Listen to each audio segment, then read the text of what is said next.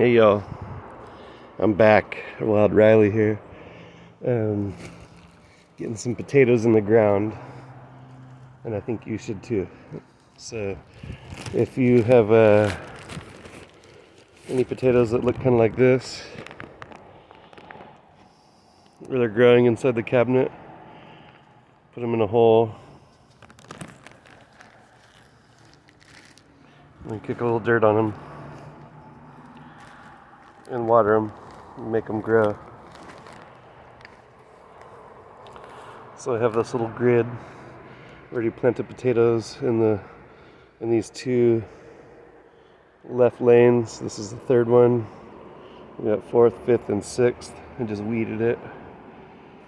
And I have this bag of potatoes that started growing. It's not very much effort, right? Put a little hole in the ground, pick a potato out, throw it in there.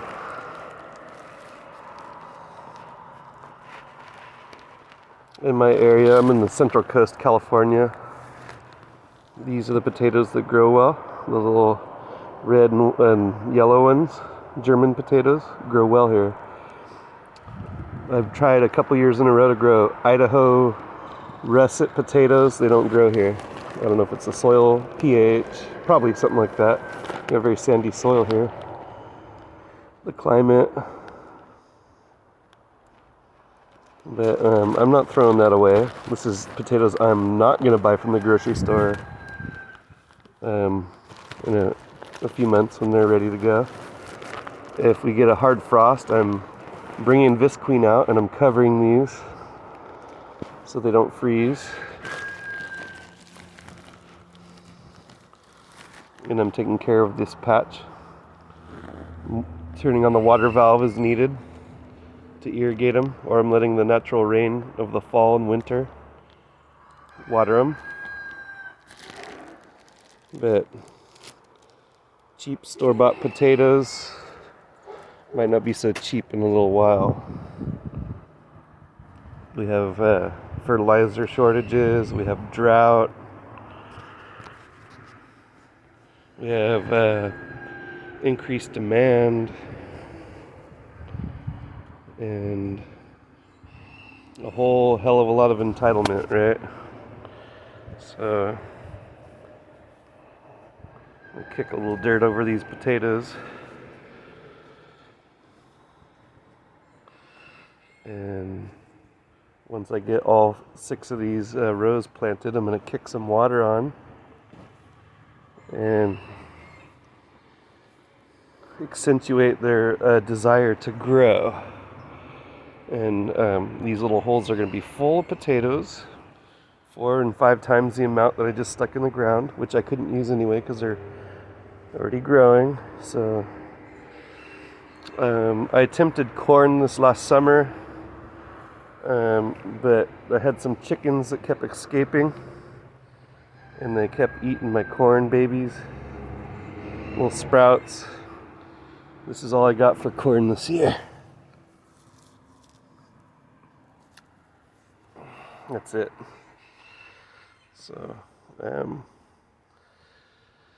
we will downsize the chickens to 6, 7, 8 chickens, something like that. We have a couple of Bantam ones that don't count. And we're going to pick our egg layers, the rest of them. We're culling them, we're getting them out of here, giving them away, whatever we got to do. But yeah, you should definitely get some food in the ground or in a pot or whatever.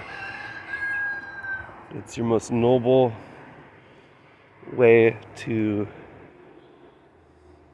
be self-reliant, save money,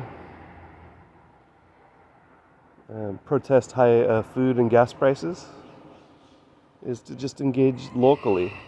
Also, I'm prepared to share with my neighbors and my family members because I'm thinking ahead, and I know that some of them aren't so switched on, some of them are more switched on than others, some of them have more means to share than others, And I might not be able to share a lot, but I can help a little bit, right, with our surplus. And that's a good feeling, knowing that other people I love that don't live here with my immediate family, they could receive a little help, a little bit of love, with just a minimal amount of extra effort. So it's like an investment to me. Anyway, get some stuff in the ground. That's what I'm doing. Little food forest. My little pomegranate crop growing over there. The starts. We're gonna get some pretty nice pomegranates too. These type of ones are, these type of crops are more for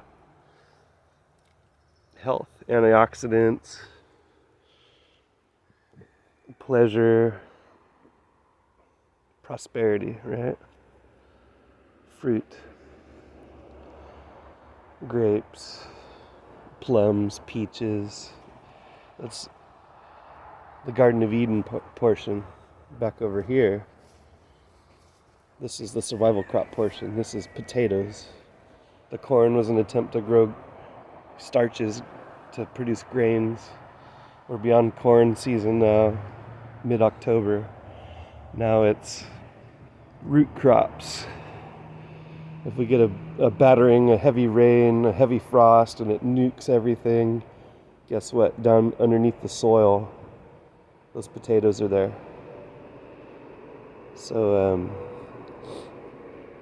we can cover them pretty easily and protect them from torrential rain in this little patch. This is backyard farming here. You need to do it. I'm imploring you, please. Prepare yourself. Yasa Ana TV on YouTube produced a pretty good video. I suggest that everybody goes and watches Yasa Ana TV's video about how it's worse than they're telling us.